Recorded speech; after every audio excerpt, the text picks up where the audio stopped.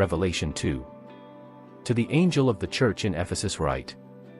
These are the words of him who holds the 7 stars in his right hand and walks among the 7 golden lampstands. I know your deeds, your hard work and your perseverance.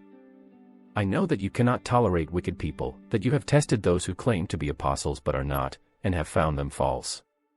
You have persevered and have endured hardships for my name, and have not grown weary.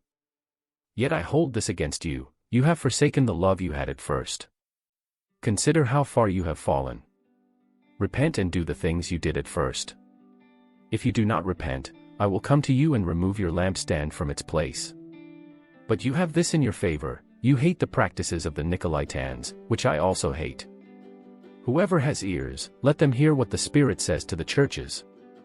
To the one who is victorious, I will give the right to eat from the tree of life, which is in the paradise of God. To the angel of the church in Smyrna write. These are the words of him who is the first and the last, who died and came to life again. I know your afflictions and your poverty, yet you are rich.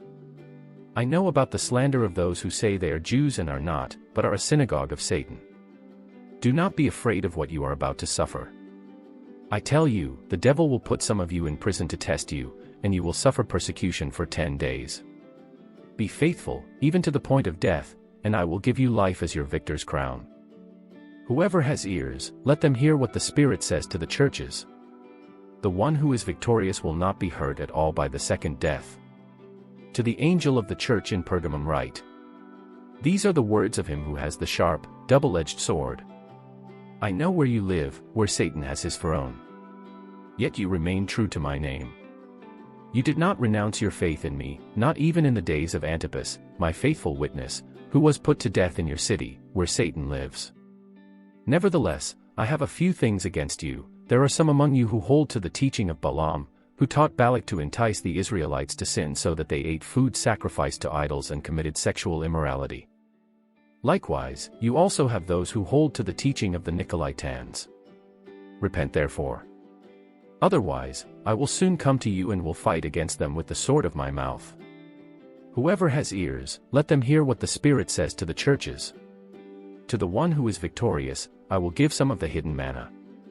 I will also give that person a white stone with a new name written on it, known only to the one who receives it. To the angel of the church in Thyatira write. These are the words of the Son of God, whose eyes are like blazing fire and whose feet are like burnished bronze. I know your deeds, your love and faith, your service and perseverance, and that you are now doing more than you did at first. Nevertheless, I have this against you, you tolerate that woman Jezebel, who calls herself a prophet.